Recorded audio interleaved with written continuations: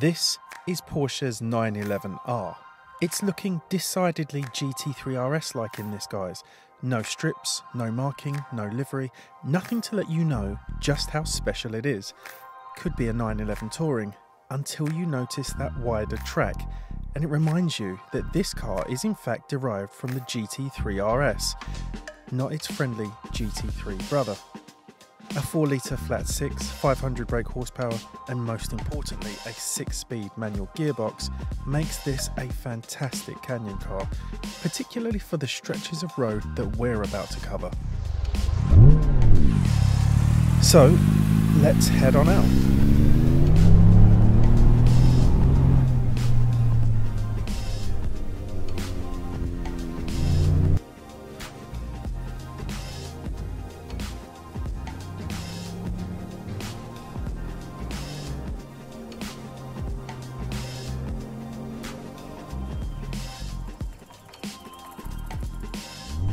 In part 1, we headed out from the eastern side of the Angeles Crest Highway from Newcombes Ranch in the beautiful Ferrari 250 Lusso. After joining the main loop, we had a car switch at the all-important red box gap, picking up the illustrious McLaren 720S and driving it all the way down to this location, the Big Tujunga Dam. It's worth noting that selecting free roam VIP and practice mode allows you to start right here in the dam, and it's great for accessing roads that just a little bit more of a stretch to be able to get to. And we've got a couple of options at the end of the road here. Left is where we came from in the 720 obviously, ahead and right.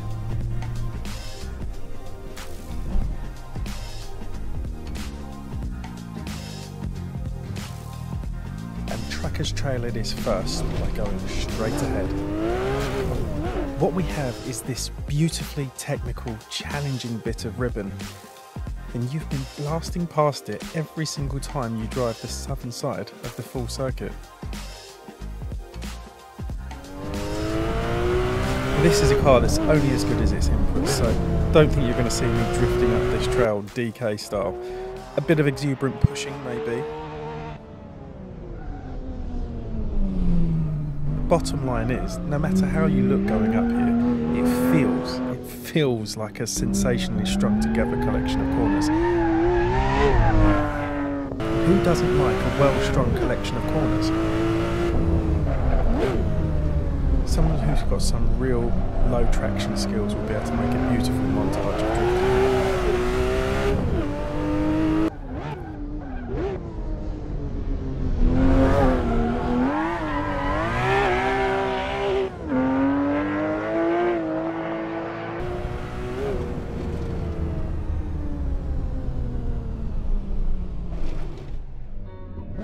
Despite it leading to what essentially feels like nowhere, there is actually a point to driving up here, because once you're here, the view, well, let's let the view speak for itself, shall we?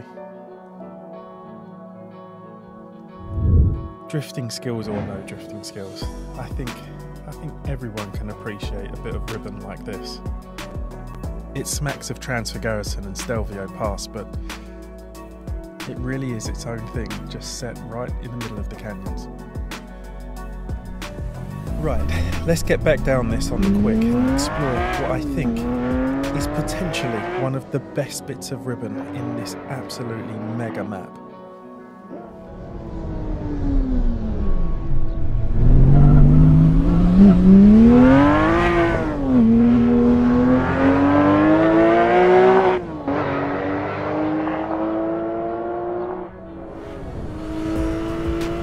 You know, after seeing all that we've seen at the dam so far, I drove this particular stretch of road for the first time with zero expectation, thinking it would basically just stop.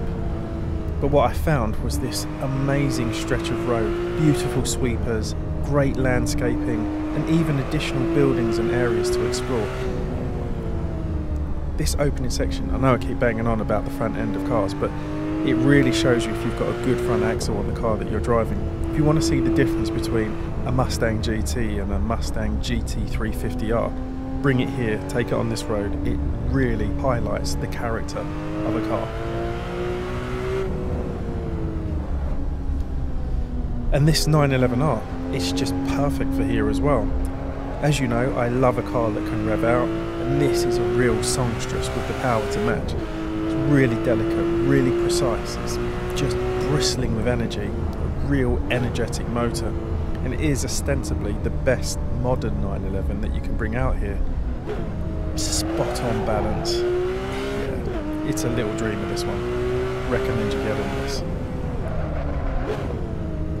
Now, I can't quite place my finger on why, it just feels like such a well-strung set of corners. I keep saying this, but I find myself coming back to this particular bit of track time and time again. It's so good to drive here.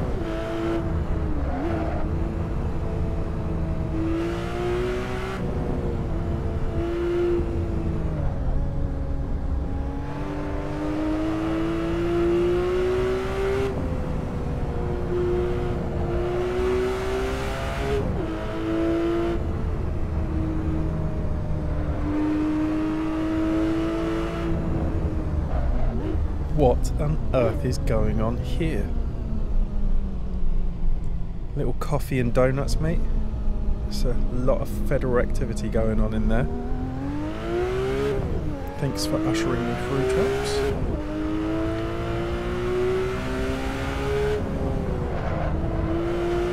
We'll revisit that building on the way back. In fact, we'll actually be collecting a completely different car from there.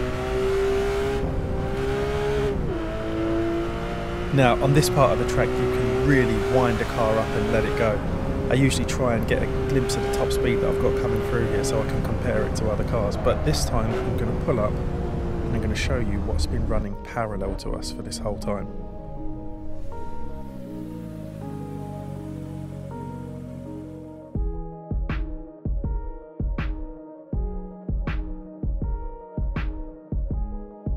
The Wildwood picnic area. It's a pretty little area to explore, right? Right, let's get back at it.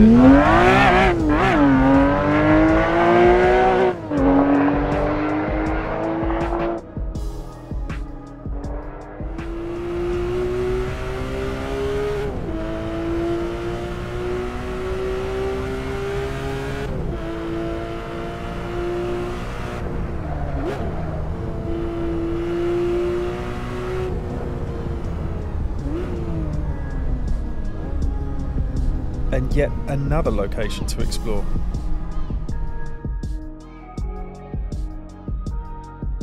I'm going to leave that one for you to be able to go and investigate at your own speed.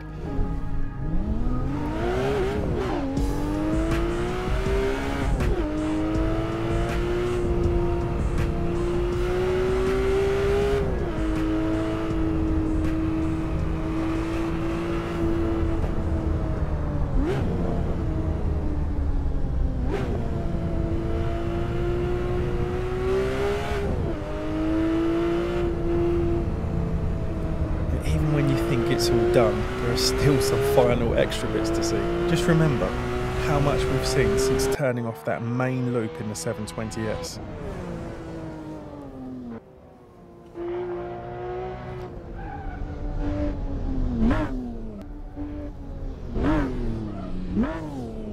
Right, a quick about turn, and then we shall roll back towards that building that we saw before, and we shall pick up a new motor.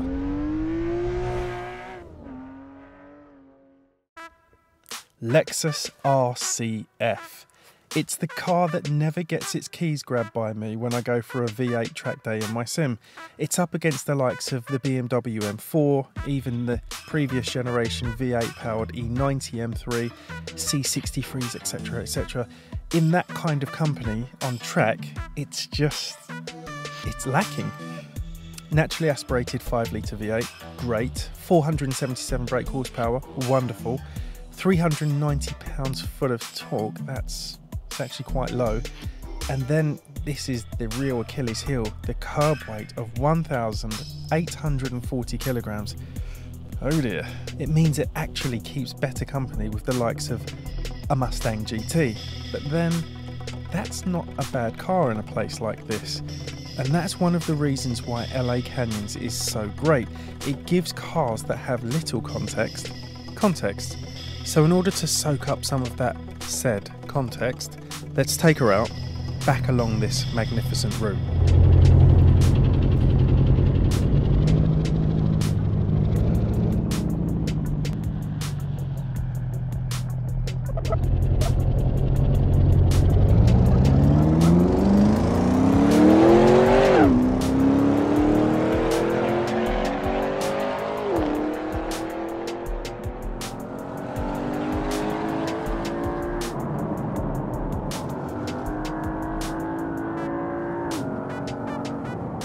With these types of turns, as I mentioned before, you really get to understand what the front axle is up to, and should you want it, there's enough room to be able to get the rear to step out and have a little bit of a play.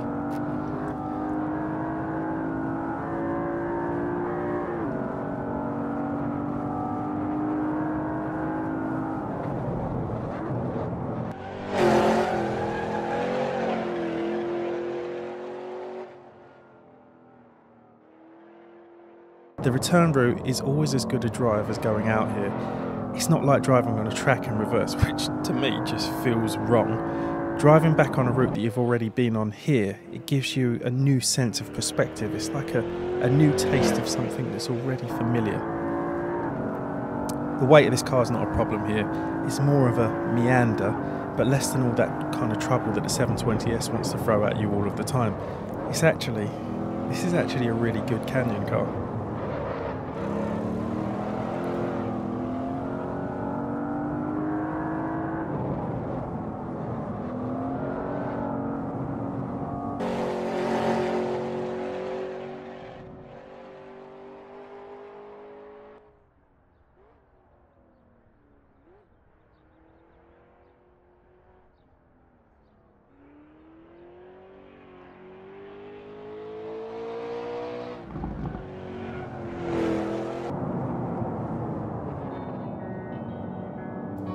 This particular bridge is one that I've seen recurringly on the Smoking Tyre, Haggerty, Petrolicious, Winding Road, and this route is a real driver's route. How would I score it relative to the Angeles Crest Highway? Well,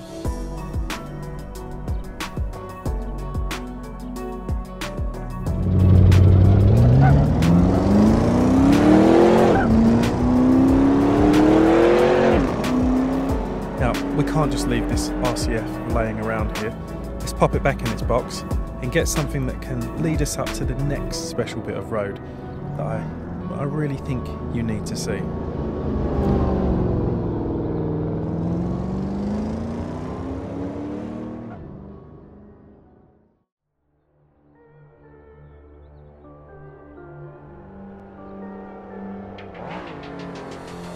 So here it is then. The car that needs very little by way of introduction, the 1985 Lamborghini Countach 5000 QV or Quattro Valvole, 5.2 litre V12, 4 valves per cylinder, hence the name, 442 brake horsepower, 500 Newton meters of torque, 5.5 seconds to 60, and that sits at around 300 brake horsepower per tonne. So what have we got?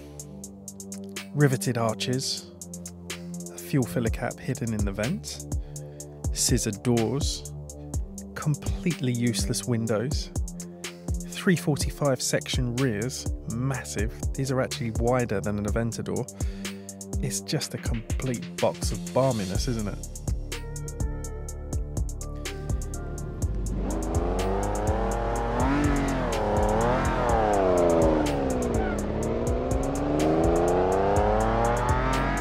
And I've got to admit, I haven't been one of those characters that has always been smitten with the Countach. I've barely driven it in AC, or anywhere else for that matter, but the Canyons, yet again, has breathed life into a car that would otherwise have just continued to gather virtual dust. This is part of the magic of what LA Canyons brings to you. It makes you want to pull the dust sheets off of cars that you haven't driven before or seldom drive. It's actually got context here, this particular car. Matt Farah owns one of these and he takes his out on these LA Canyon roads religiously every single week. It's a car that wants and needs to be driven. So, a random factoid. of the frankly ridiculous amount of gauges that are littered across this dash, most of them are relevant and pertinent to oil.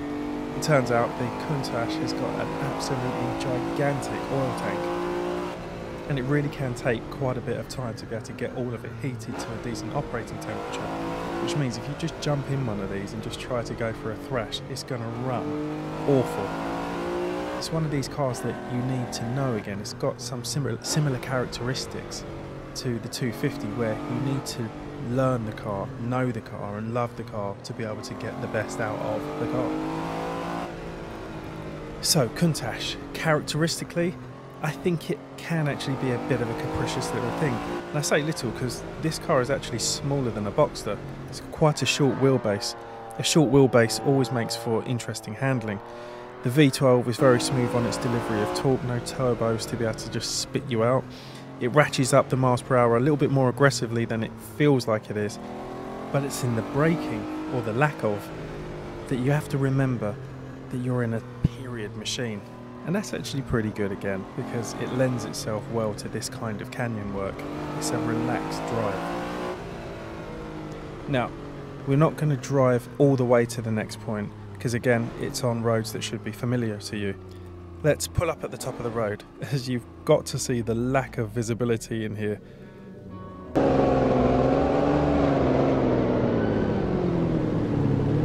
That's it.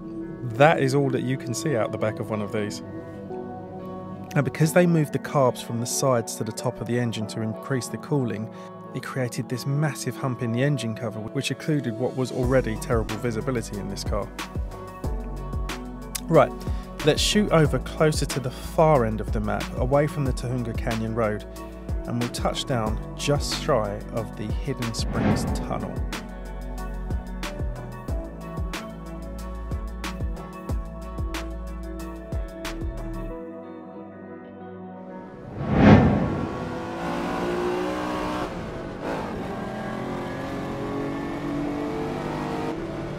You'll know this bit quite well, but now it's just a lot more richly populated, better guardrails, better forestry, pylons, power lines, and the road surface detail, as I mentioned before, it's all gone up a notch.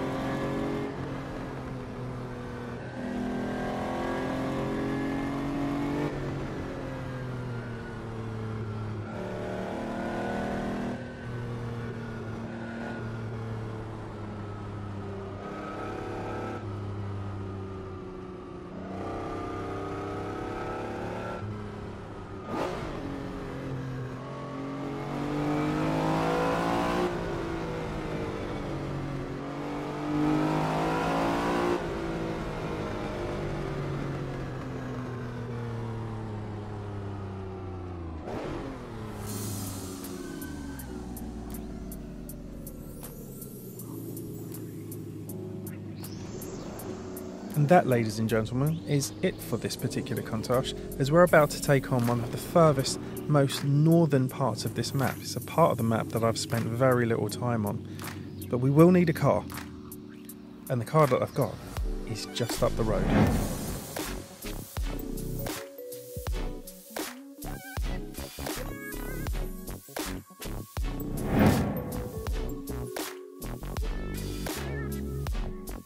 Welcome to the Ferrari 360 Challenge Stradale, the track-focused iteration of the Ferrari 360 Modena. Going on how we've chosen cars before this, you'd think that this would not be at home here, but this particular car replicates a one-of-one car that's been converted to manual, so it actually makes it perfectly apt for joining this northern section of the Angeles Crest Highway. It's 110 kilograms lighter than your regular 360 Modena. That's about the weight of your average adult male, so quite a lot of weight out. Power is up, but only moderately, 419 brake horsepower from its naturally aspirated 3.6 litre V8 engine. 0 to 60 was about 4 seconds flat, but impressively, it was actually able to lap its home circuit of Fiorano 3.5 seconds faster than the Modena version. That's quite a big difference.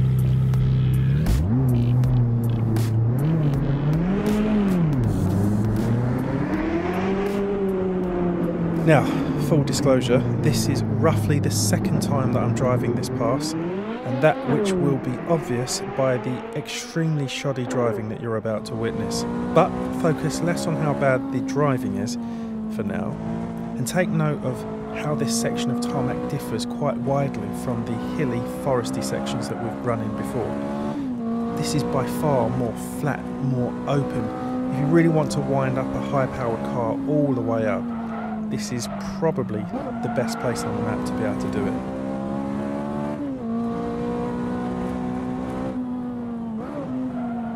Come on, read the sign stray, read what they're trying to tell you.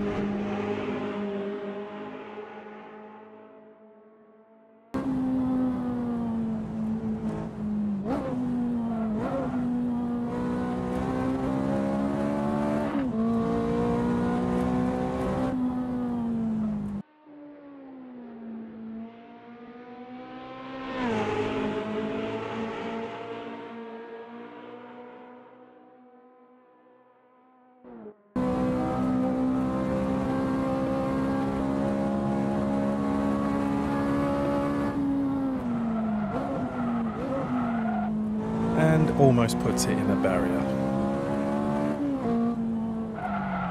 And again.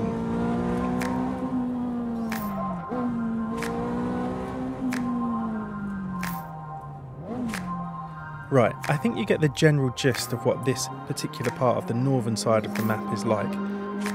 For now, this is the end of part 2, and if you've enjoyed the journey so far, stay locked in for part 3, where we'll head back to the East Creek Information Centre for one last area to explore. And let me tell you, it's quite the thing.